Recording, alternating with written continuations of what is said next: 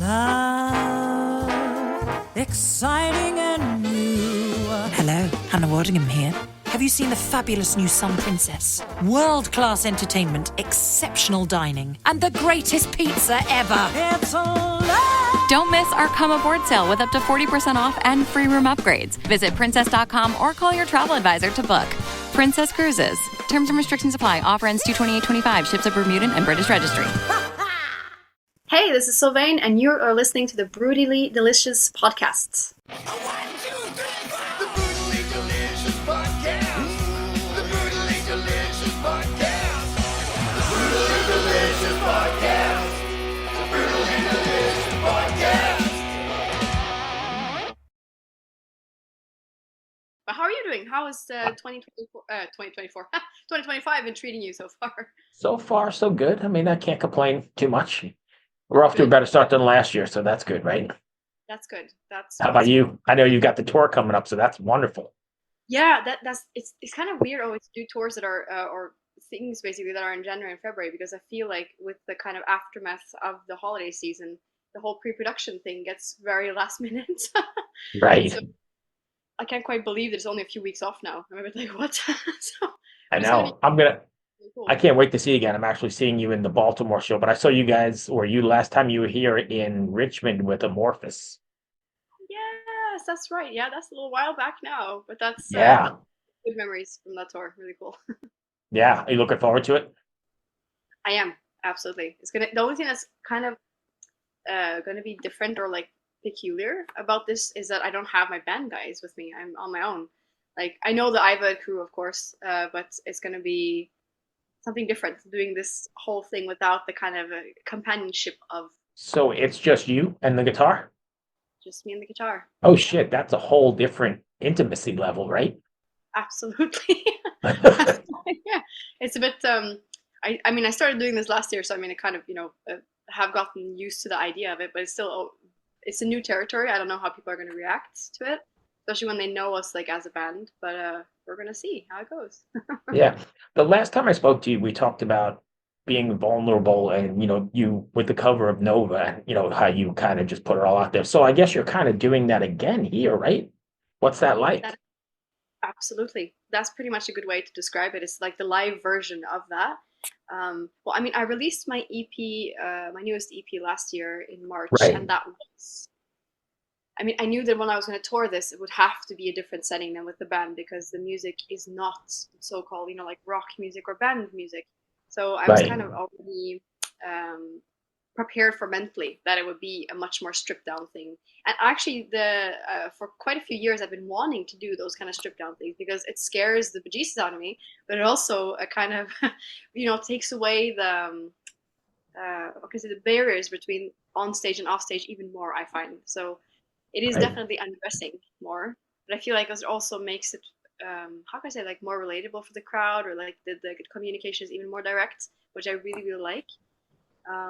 So yeah, it's definitely a certain kind of undressing. There's no doubt about that. So preparation, forgive me if I'm wrong here, but preparation for a show like this has to be pretty intense, right? Because you can't hide behind the guitar player or the drummer or any of that, right?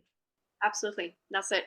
The thing that is the most scary with these solo shows, be it if I'm on tour with Eivør or like when I've been out, like last year I did some headlining shows on my own as well, is I'm constantly in fear of something happening to my voice. That's the thing that you can't prepare for if you get sick. Like on the Eivør tour that we did in Europe last year in October, I was sick for almost the whole tour. Luckily, though, it only really affected my voice much for the first maybe 4 shows. But I had this like regimen that I was following every day. It was like steamers and like nasal irrigation, all this kind of stuff. That was just like very not sexy, to try to keep my voice like in somewhat of a good shape, because I felt like I was going to blow this fantastic opportunity otherwise. So yeah, Right. I mean, that's actually maybe more scary anyway than the intense in the preparation, because of course the preparation has to be on point, because as you said, you had nothing to hide behind, so you can't just like fuck up with the vocals, you can't fuck up on the guitar, you have to be like on point for everything you do. Right. I mean, there's nothing to hide behind, even a bad That's note. it. Yeah, That's it. But, I mean, this is also very human. So if things happen, it's just kind of, I don't know, I find it quite liberating actually that it is so undressed, because it also shows the human side of the artist. And when things don't go completely according to plan, it's also most of the time it's okay. Like, people embrace it and we just make it happen otherwise.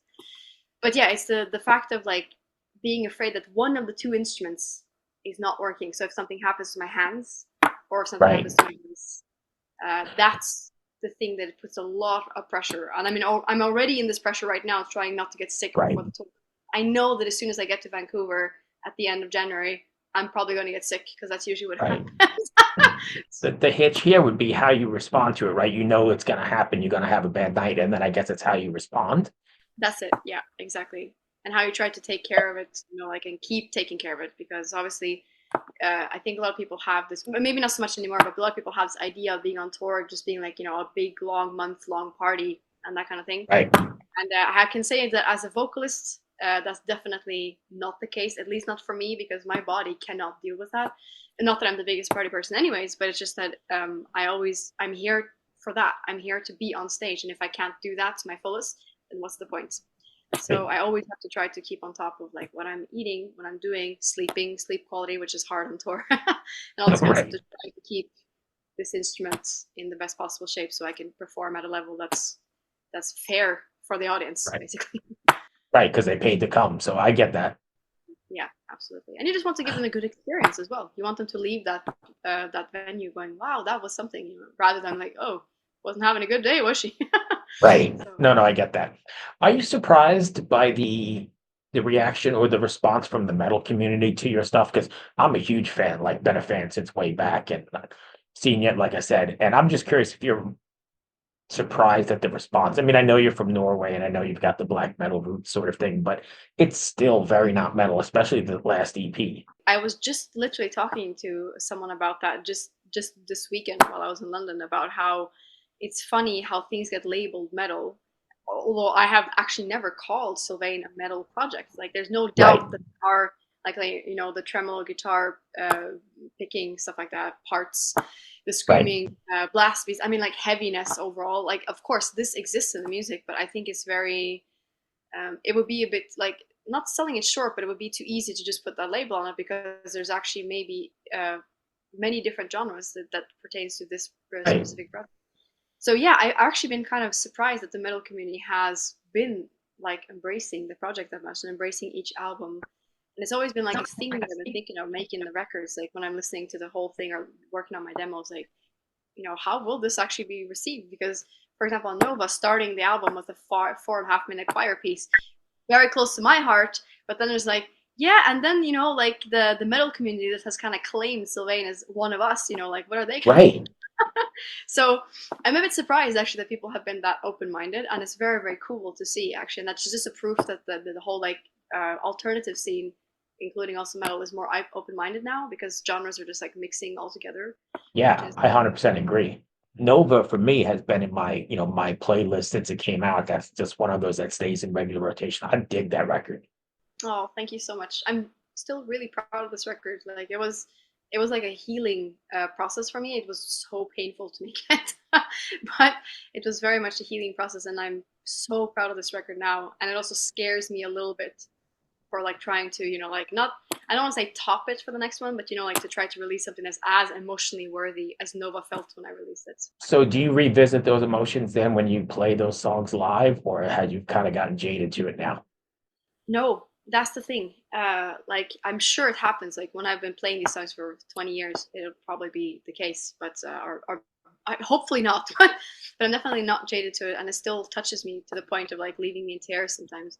What I find interesting is how like some of the songs might have been written about a specific scenario, or like a specific person or an interaction or something like that, and how that with time changes. So I wrote this song with this person in mind or this situation in mind. And now performing it on stage today, it talks about a completely different situation in my life, or a different person, and that kind of stuff.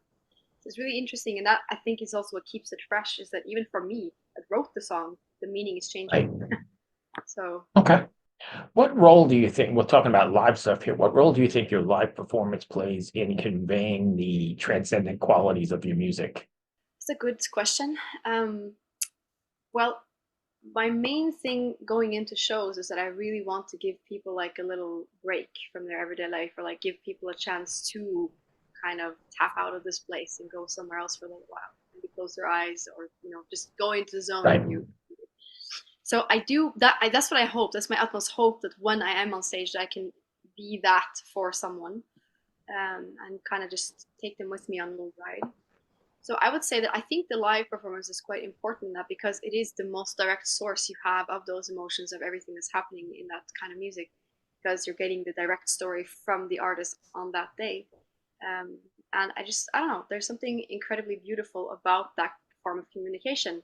That, for example, during COVID, when we didn't have that live thing, at least for me, it made me realize, a person that already knew that I loved to be on stage, just how incredibly precious it is to have those moments where we share in real time. So yeah, I would say that I think it's quite important, actually, and I think it's a place where I can connect with my audience, and hopefully my audience can connect with me even easier. Imagine what's possible when learning doesn't get in the way of life. At Capella University, our game-changing FlexPath learning format lets you set your own deadlines so you can learn at a time and pace that works for you. It's an education you can tailor to your schedule. That means you don't have to put your life on hold to pursue your professional goals. Instead, enjoy learning your way and earn your degree without missing a beat. A different future is closer than you think with Capella University. Learn more at capella.edu. Sergeant and Mr. Smith, you're gonna love this house. Bunk beds in a closet? There's no field manual for finding the right home. But when you do, USAA Homeowners Insurance can help protect it the right way. Restrictions apply. On record. So yeah, it's an important and I really, really love playing live. So I know your last EP explored like Norwegian folk tales or fairy tales, right? But what kind of concept are you looking to explore in your next project? Well, there's an album being made at the moment, and I would say that I can't say that it's like a follow-up to Nova in that sense, but it is basically, the sound is going a bit more back to that kind of thing. Right now I have a few songs and they're all wildly different, so it's really hard to say exactly where we're going to land, or like in which kind of different areas of sound we're going to land when the whole record is finished. Right. But I can see that maybe, the Norwegian folk music melodic language, for example, like the Lydian modes and Dorian modes, like the tonality and stuff like that, definitely it's inspiring me also here. But maybe more so than the musical sound, the way that I recorded Eivør on the EP definitely has inspired me for the way I'm going to record the next record. Right. So trying to keep it a bit more organic, trying to think like, don't do like 50,000 takes of one part, but trying to, like, if there are mistakes, let it be alive, that kind of thing. And I also want to record it in specific places. Like the church? I don't know exactly where yet. I haven't landed on the place, but I mean, it wouldn't be completely weird knowing myself if it was a church. But there's a time and a place for everything, and the reasoning behind doing that for this EP was because if I wanted to record these songs that have like a certain, what can I say, spiritual weight to them, they have to be recorded in a place that's worthy, and that church felt like the right place. Otherwise, I wouldn't have just recorded it in the studio, to be honest. And I don't know if the next record will have that kind of same, same feeling. It's hard to say. But definitely and also having like tracks on the record has no rhythm and stuff like that. I can already see that happening on the next record, and I'm sure that that's remnants of the EP like coming into the next project as well. Is it just you, or is it a band, or you don't even know yet? Well, I'm back to all of my records is just me, basically. It's never been a band. It's always just been me, except for I've hired in musicians to do parts. Like I have a limited ability on drums, so I'm going to work with people that are better at me in drums. So on my last record, I work with my live drummer Dorian, which is fantastic, and I'm going to work with him on this record as well. Otherwise, it's the same. I'm going to be doing all the other parts myself to keep it as personal as I can, and then I might ask people to join on instruments that I can't play, or if it's certain specific sounds on instruments that I can play that I can't achieve. Right. That is kind of all I had. I know I kept it short and sweet. I hope I didn't miss anything you wanted to cover. I know the tour dates are out, and I'm looking forward to seeing you in Baltimore. Yeah, it's going to be the last show, basically. Is it the last show? It's the last show, so it's going to be we're going to go out with a bang, like, hopefully. Good for you. I wish you the best. Thank you for your contributions to the music world. I really do dig what you do. Thank you so much, Bruce. I really appreciate it. Thanks for having me on again. Like, that's so. Oh, nice. absolutely. Well, good luck. Stay safe, and hopefully your voice holds up. Yeah, fingers crossed. Be well. Have a good 25. You too. Take care. See Cheers. you soon. Bye. Hey everyone, this is Bjorn from Soulwork, and this is Brutally Delicious.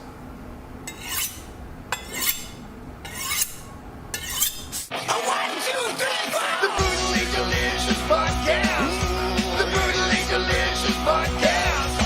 The Brutally Delicious Podcast. The Brutally Delicious Podcast. Hey there, heavy metal maniacs and kitchen crusaders. I'm Bruce Moore, the host of the Brutally Delicious Podcast, where we whisk up a blend of metal and food to quench even the most discriminate tastes. Have you ever wondered what your favorite metal musician chows down on before they hit the stage to melt your face off? Well, look no further. Here at the Brutally Delicious Podcast, we have cooking segments so brutal they'll make your oven want to headbang. From beefy, bodacious burgers, to spicy, succulent salmon, to kickin' caliente cauliflower, and more.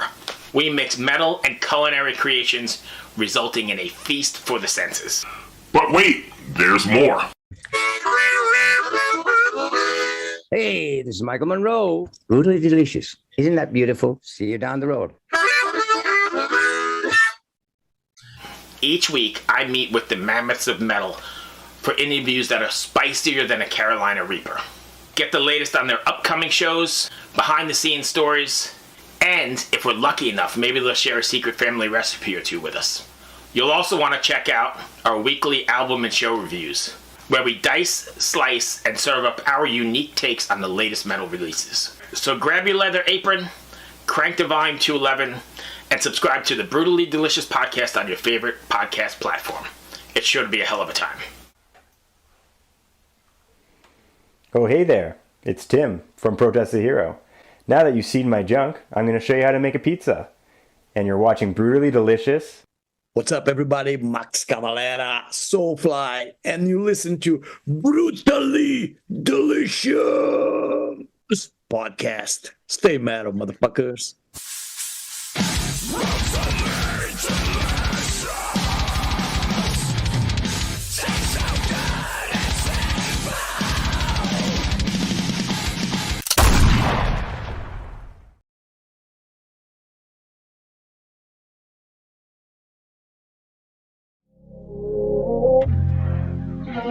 This is the story of Whitney Houston, This is the story of Kurt Cobain, of George Michael, of Otis Redding, of Amy Winehouse, of Michael Hutchence, Bob Marley. This is the story of Prince, It's a new podcast series. about how they died, why they died, and why we're still talking about them so long after. It's like nothing you've ever heard before. It's storytelling. But it's more than that, because rock stars, They tell us how we feel. They change our mood, they change the clothes we wear, the people we hang out with. the way we remember things. It's them who give us those ludicrous moments, the ones where you... Jumping around, singing your heart out, feeling understood. And it's those moments we'll help you remember, the ones you're thinking about right now. That feeling That feeling. is coming soon from Crowd Network. Just search for Death of a Rock Star on your podcast app. And subscribe now.